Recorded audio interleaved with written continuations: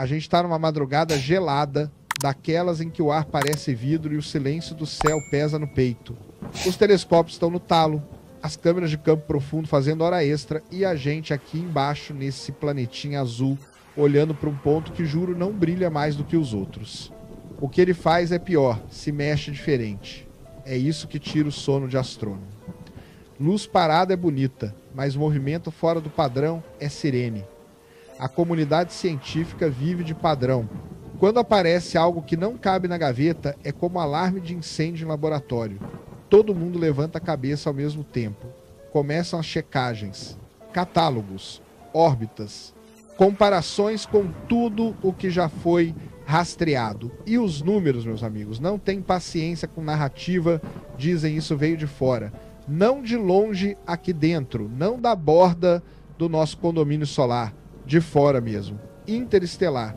E aí nasce o nome que vai grudar na história, 3 e Atlas.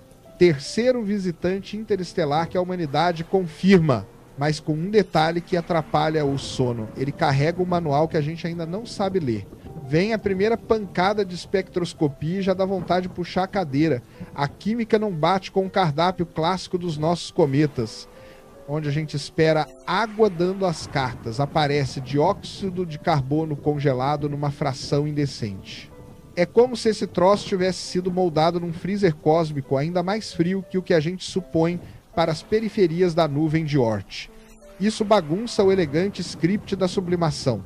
Em casa, quem acorda primeiro é a água. Aqui, o que respira primeiro é CO2. Raro, teimoso, desconfortável.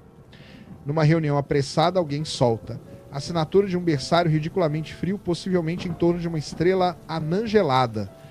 Ou em uma região do disco protoplanetário tão distante que a gente só vê em simulação. Silêncio. Não é que tenhamos virado poetas, é que a física apertou o colarinho do nosso modelo, a velocidade fecha a conta, hiperbólica, cortando o espaço como bike descendo ladeira sem freio. Não pertence ao nosso sistema, é visitante que não pede pouso, não busca órbita. Passa e passa com aquela elegância antipática de quem não desacelera nem para foto. Lembra o Muamua? Lembra sim, e a espinha arrepia igual. Só que agora o pacote vem com etiqueta comportamento térmico esquisito colada na lateral. Os modelos começam a rodar e o núcleo se comporta como quem está de má vontade. Esquenta devagar, esfria devagar, retém calor, num regime que parece pedir material denso, estrutura coesa, camadas que seguram energia. Não é aquela coisa porosa, quase esponja que a gente adora nos cometas quebradiços. Tem firmeza de corpo que já passou por pancada grave na infância do sistema de origem. E como se não bastasse o brilho das soluços discretos. Nada de fogos, nada de espetáculo para popularizar thread no Twitter. É microatividade. Respirações curtas e regulares sugerindo que bolsões internos estão abrindo a conta só agora, depois do periélio. Uma metáfora sedutora. Pulsa. Não é biologia, atenção, é física e química. Mas pulsa. E isso cutuca a gente no lugar certo, onde a curiosidade mora. Porque o objeto que pulsa no escuro pede tempo de telescópio, pede turno extra no espectrômetro, pede humildade metodológica. Enquanto a gente se organiza, Marte entra no quadro com autoridade. Orbitadores que viviam namorando a atmosfera marciana realinham protocolos. Sensores que antes estavam na rotina de poeira e gelo seco, agora abrem o olho para partículas exóticas que, se aparecerem, vão ser rastreados com carinho de arqueólogo. Não é paranoia, é método. Se cair migalha interestelar no ambiente de Marte, a gente quer cheirar cada molécula. E se não cair nada, paciência. O valor científico do nada bem medido é gigantesco. Resultado nulo quando bem feito é tijolo em parede de conhecimento. Na Terra, os computadores rodam órbitas com uma obsessão que faria ciumento se sentir amador. Pressão de radiação, vento solar, pequenos empurrões térmicos, todo mundo entra na conta. A linha que o 3i Atlas risca no gráfico é limpa, quase pedagógica. E a pedagogia do cosmos é dessas que não passa a mão na cabeça. Você aprende ou você sofre? A gente aprende. O traço é hiperbólico. A assinatura dinâmica diz sou de fora e o resto vira trabalho de formiguinha. Acompanhar, medir, comparar, não se apaixonar por hipótese. E aqui entra algo que gosto de repetir. O universo não está nem aí para os nossos modelos. A função da ciência não é dobrar a realidade até caber no PDF. É ajustar o PDF até abraçar a realidade. A cada curva de luz que chega, a gente apaga um parágrafo velho e escreve outro. Com cuidado, com calma, sem delírio. Porque se tem uma coisa que acaba com ciência é pressa para manchete. O 3 e Atlas não está aqui para nos dar espetáculo. Está aqui por pura indiferença e a gente aproveita. Conforme as noites avançam, os surtos de brilho lembram mini assinaturas de sublimação localizada. Imagine microfissuras abrindo caminho para gases encaixotados lá dentro desde o berçário. A superfície pode ser heterogênea, a textura composicional pode ser camadas de gelo com impurezas exóticas, a condutividade térmica pode fugir do que a gente usa como padrão em cometas do quintal. É um laboratório voador. É um arquivo físico de outro sistema estelar cruzando o nosso. E a gente do lado de cá tentando escanear com luz as páginas que forem possíveis antes que ele vire uma lembrança pálida. A agenda observa o relógio. Hubble e Webb com janelas reservadas. Instrumentos terrestres de grande abertura, afinados como violino. É a hora de mirar a fase pós-atividade, quando o calor acumulado começa a vazão e revela segredos de superfície e de subsuperfície. Se houver mudança sútil na assinatura do CO2, se aparecer traço de orgânico leve, se alguma estratificação der pista via variação espectral, é nessa hora que a gente pesca. Medição assim não é festa, é sala cirúrgica. Limpa a pipeline, revisa a calibração, confere ruído, bota a estatística debaixo do braço e vai. E não pense que é só técnica, tem filosofia aqui da boa. Não aquela filosofia que tenta mandar na física, mas a que aprende com ela. Trânsito interestelar existe. Raro? Sim, mas existe. A Terra deixa de ser ilha isolada e vira acostamento de uma estrada imensa que corta a galáxia. Não tem placa, não tem pedagio. De vez em quando passa. Quando passa, ou você está preparado ou você espera a próxima década. E estar preparado significa mais do que subir o ganho do sensor. Significa reprogramar a mente. Parar de olhar só para onde as coisas repetem. E começar a olhar também para onde as coisas falham em repetir. Vira 2025 para 2026 e a maratona entra naquela fase em que a perna pesa e o cérebro manda correr. O Vera Rubin entra na pista. Alta cadência, campo gigante, sensibilidade no capricho. É a máquina certa para pegar o adeus do 3 e Atlas e tudo que vier junto com o adeus. Se tiver fragmento atrasado, se tiver filamento difuso, se rolar alguma perturbação discreta, o Rubin vê. É o olho moderno do céu pronto para transformar suspeita em curva, curva em modelo, modelo em compreensão. Enquanto isso, os grupos teóricos começam a afiar a lâmina. 3 vertentes ganham força. A conservadora, cometa interestelar clássico, estatística faz isso raro, mas natural, nada de extraordinário. É a linha do conforto, a escola da prudência. A ousada, fóssil de berçário extremo, química de zona ultrafria ao redor de anãs geladas, processos de condensação que nossos livros não capturaram direito. É a escola que adora quando o cosmos obriga a reescrever capítulos. E a terceira, que eu chamo de realista inquieta, estrutura interna estratificada e coesa, comportamento térmico que lembra peça montada pela natureza com capricho, sem milagre, mas fora do feijão com arroz. Ninguém sério fala em artifício, ninguém sério bate o martelo em tecnologia. A gente respeita a navalha. Explicações naturais primeiro, sempre. Mas naturais não são sinônimo de triviais. Público acompanha como dá. Jornalista quer manchete, divulgador quer metáfora que caiba na tela do celular e a gente aqui tenta não perder a precisão. A fala é direta. Estamos vendo um fragmento de outro sistema estelar cruzando nosso quintal, oferecendo pistas de como mundos nascem em ambientes que mal conseguimos reproduzir nos nossos modelos. O que o 3 e Atlas carrega não é promessa de surpresa mirabolante. É a chance real de calibrar nossa ignorância. Isso para a ciência vale ouro. E tem o humano. Sempre tem. Doutorando virando noite com café ruim, pesquisador veterano sorrindo torto porque lembra de Halley, de Shoemaker-Levy, de Oumuamua, de Borisov. engenheiro de instrumentação apontando bug de pipeline que ninguém veria sem olhar de águia. Ciência é isso. Colaboração de gente cansada fazendo coisa difícil com critério. A glória vem de tabela quando vem. Agora, por que esse visitante muda a gente de forma mais profunda? Porque ele inaugura uma mentalidade operacional. Não basta esperar que o céu mande recado. Precisamos de prontidão, sondas leves, propulsão eficiente, arquitetura que permita interceptação rápida quando o próximo 4i da vida aparecer. O espaço deixa de ser só destino e vira arena de vigilância científica. Sem paranoia, sem bravata, com estratégia, com responsabilidade, com a honestidade de dizer: talvez eu não entenda tudo hoje, mas amanhã estarei melhor equipado. E sim, tem um tremendo ganho cultural nisso. Jovens pesquisando falam de interceptores como os marinheiros falavam de caravelas, portos científicos no espaço profundo, plataformas que aguardam alvos, impressão de componentes em órbitas largas, inteligência artificial treinando piloto automático para manobra de alta exigência. Não é delírio, é engenharia tomando forma, a imaginação puxada pela gravidade do possível. No fim das contas, o 3i Atlas não é vilão, não é herói, não é mensagem codificada. É matéria. É história geológica de outro sol em trânsito pelo nosso. Ele vai embora e a gente fica melhor. Melhor porque apanhou dos dados. Melhor porque foi humilde com os modelos.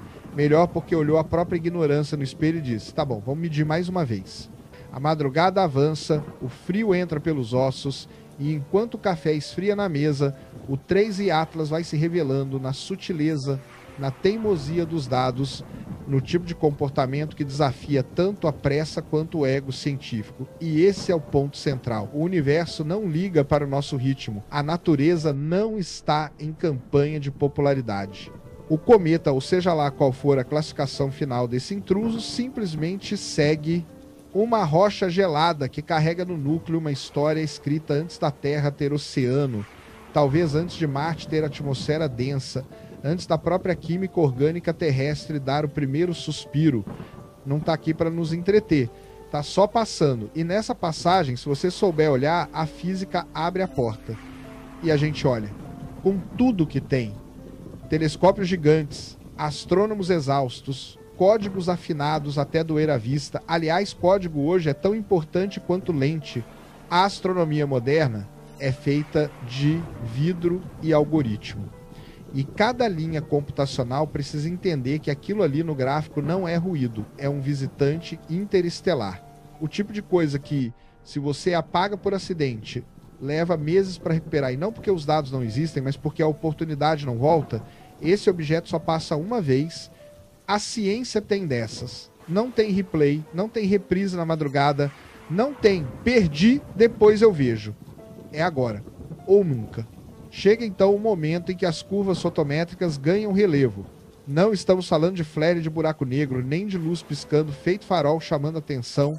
É comportamento quase tímido, respiração lenta, como se o núcleo guardasse energia e liberasse aos pouquinhos, numa cadência que só faz sentido quando você respira junto com o dado.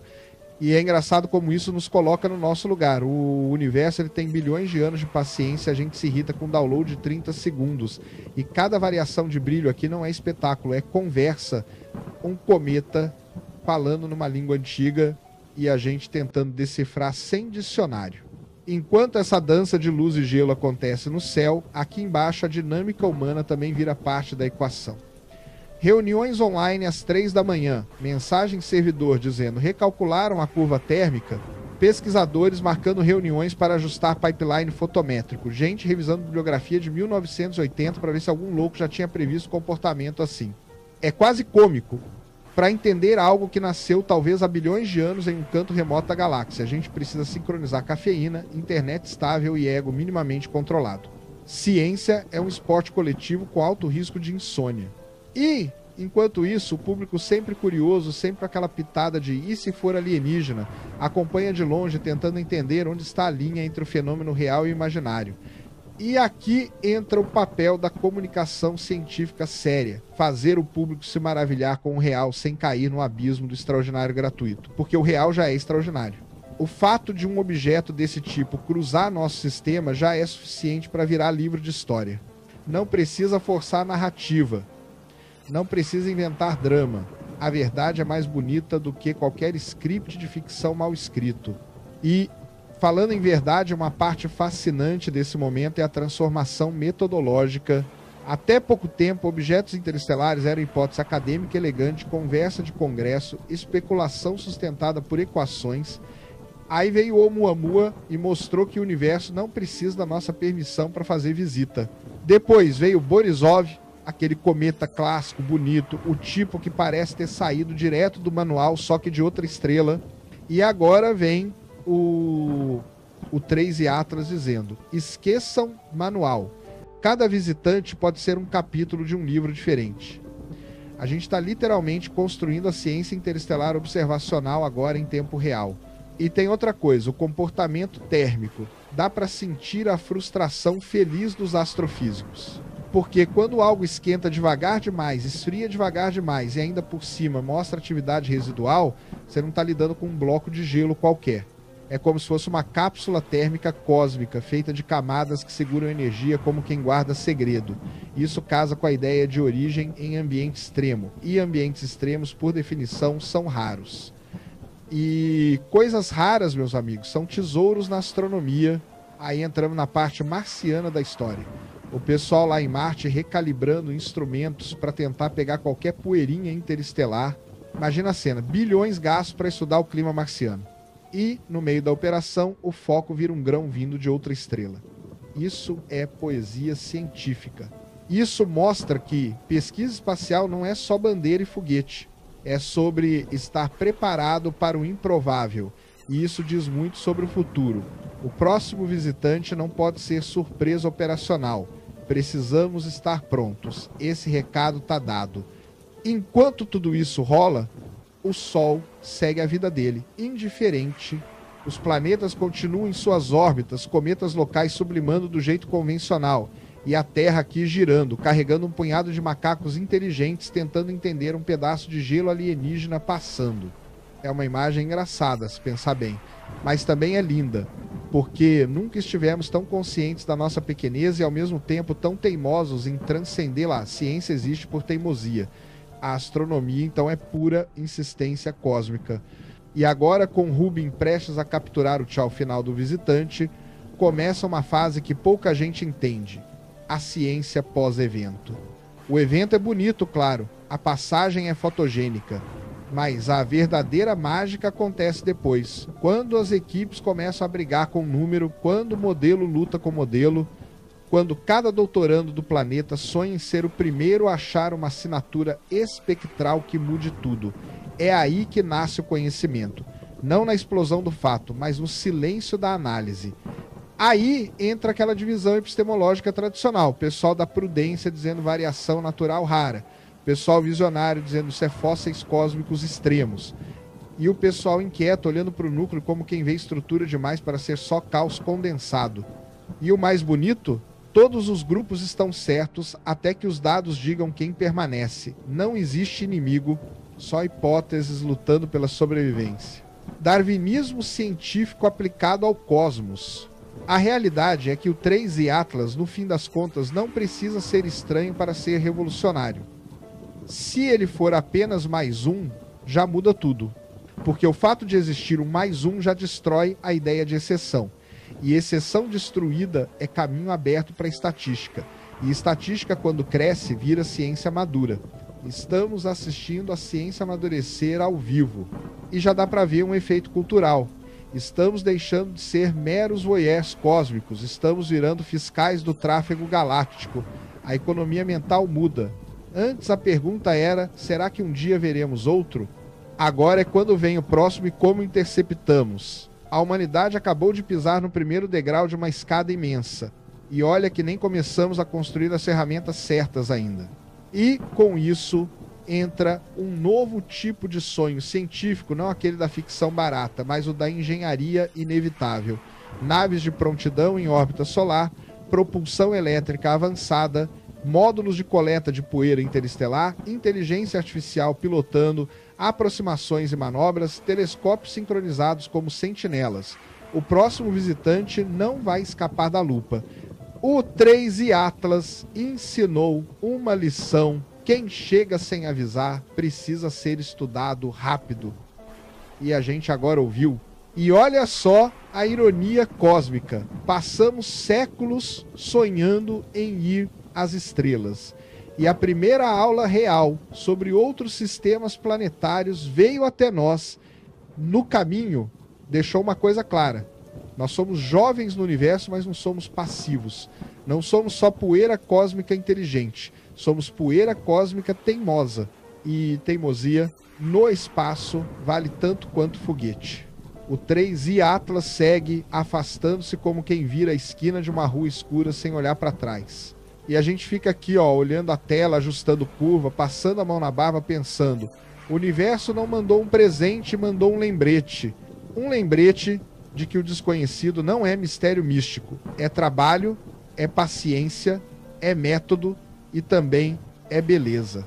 E agora, sabendo disso, podemos afirmar sem exagero: o próximo objeto interestelar não vai encontrar uma humanidade desprevenida.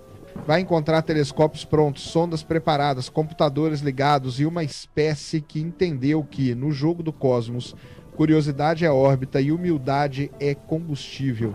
No fim, o 3i Atlas vai embora. E o que ele leva não importa. O que importa é o que ele deixa. A sensação incômoda e maravilhosa de que o universo está vivo, em movimento, em trânsito, e que nós, pequenos e insistentes, agora sabemos observar não só o céu, mas a passagem do desconhecido. A jornada segue, e agora entramos naquela fase madura da investigação científica, onde a poeira da surpresa já baixou e o que sobra é disciplina. O hype passa, a manchete esfria. E quem fica na sala é quem realmente gosta de ciência, aqueles que trocam emoção imediata por compreensão profunda. É aqui que a astronomia mostra quem ela é, menos espetáculo, mais rigor. Não tem efeito especial, não tem trilha épica, tem planilha, script, ruído sendo peneirado, erro instrumental sendo caçado como se fosse mosquito em noite quente. Ciência séria é assim, suada, meticulosa e absurdamente recompensadora quando funciona. O 3i Atlas agora está longe o bastante para começar a desaparecer do radar dos olhos amadores, mas continua enorme dentro da cabeça dos especialistas. E tem uma coisa fascinante que acontece quando o objeto começa a se afastar fisicamente. Ele se aproxima intelectualmente. Na astronomia, a distância física não enfraquece o fenômeno, fortalece o conceito. A ausência vira desafio, e desafio vira obsessão. Cada curva fotométrica é reanalisada. Cada componente químico é reavaliado. Cada hipótese é colocada na arena para ver qual sobrevive. E os modelos térmicos, esses viram campo de batalha. Porque esse núcleo aí, meus amigos, parece que fez doutorado em teimosia térmica. Segura calor como se fosse prédio bem isolado. Libera energia como quem paga dívida parcelada. Isso obriga a gente a refinar ferramentas. Obriga a olhar para o micro, para o granular, para o detalhe que, se você bocejar, perde. E é aqui que entra um dos momentos mais bonitos da ciência moderna, o choque produtivo entre gerações. Jovens pesquisadores, com a ousadia típica de quem ainda não tem cicatriz acadêmica, chegam com hipóteses afiadas e ferramentas frescas. Gente que domina machine learning, que constrói simulações complexas em notebooks, que espirra um código e derruba um servidor sem querer. Do outro lado, veteranos com olhar calibrado pelo tempo, que não precisam de GPU de última geração para perceber quando um modelo está escondendo preguiça matemática. Quando essas duas forças se encontram, o conhecimento avança com velocidade de escape. E, enquanto isso, o 3i Atlas segue indiferente. E essa indiferença cósmica, ela é quase pedagógica. Ele não está tentando se explicar, não está querendo se exibir. Ele existe. É a gente que se contorce para interpretar. É a gente que inventa detector, polimento óptico, interferometria, pipeline estatística e algoritmo de redução de ruído. O objeto é simples. Nós é que somos complicados. A comunidade científica começa a dividir o mapa conceitual em 3 colunas claras, cada uma com seu charme e sua arrogância. 1. A escola conservadora, o pessoal que diz, calma, isso tudo cabe no natural, tudo cabe na física que já conhecemos, é só um caso extremo. Não inventem moda, são importantes. Mantém o pé da ciência no chão, evita o constrangimento histórico. Se dependesse deles, nenhum astrônomo do passado teria afirmado besteira sobre canais em Marte ou civilização na Lua. Ele segura o freio. 2. Os radicais observacionais, eles dizem, caros colegas, se isso aqui fosse apenas um cometa interestelar genérico, por que que o comportamento térmico é esse? Por que essa proporção de gelo? Por que essa dinâmica tão coesa? Eles não querem ET em manchete, querem revisão de equação. Querem entender melhor a química de sistemas frios.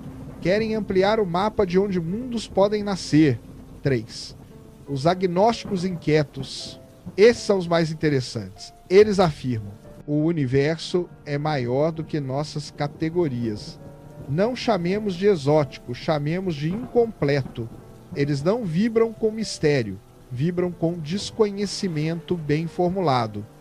E desconhecimento bem formulado igual a descoberta iminente. O público, enquanto isso, encaixa esse momento numa narrativa maior.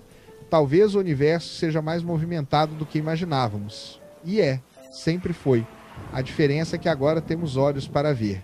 E quando falo olhos, não falo só dos telescópios gigantes. Falo de arrays automatizados, surveys de alta cadência, inteligência artificial vasculhando o céu sem piscar. Não é só olhar, é vigiar com método. O céu não é mais paisagem, é fluxo de dados. E esse uso científico da palavra vigilância não tem nada a ver com medo. Tem tudo a ver com maturidade civilizacional. Quem vigia o céu não se defende do cosmos, se aproxima dele. Agora pensa comigo, quantos objetos interestelares já passaram antes de termos tecnologia capaz de perceber? Quantos mundos perdemos? Quantos fósseis estelares cruzaram nossa órbita há milhões de anos e se foram sem testemunha?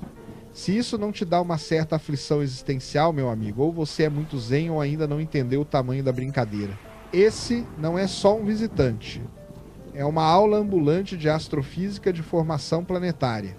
E o mais poético, a lição chega em silêncio, sem anúncio, sem luz neon no céu, só um pontinho mal criado, recusando-se a obedecer catálogo. E à medida que os dados finais começam a preencher tabelas, uma percepção nova vai tomando forma nos bastidores das universidades e das agências espaciais.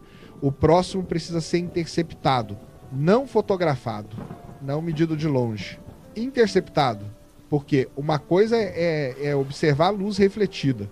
Outra é tocar, cheirar, analisar no microscópio.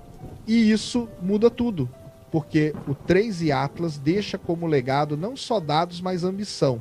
E ambição científica é o motor mais limpo que esse planeta já produziu. Nesse ponto, os planejadores das próximas décadas já falam abertamente em missões de resposta rápida. Não ficção científica, projetos reais. Peças de engenharia que começam como rabiscos em quadro branco e, se tudo der certo, viram metal, combustível e telemetria. A ideia é simples, bonita e inevitável. O universo não vai esperar a gente se organizar. Então, é a gente que tem que ser rápido. Se você pensa grande, é impossível não se empolgar com essa fase. A astronomia está deixando de ser só contemplação e entrando na etapa operacional interestelar.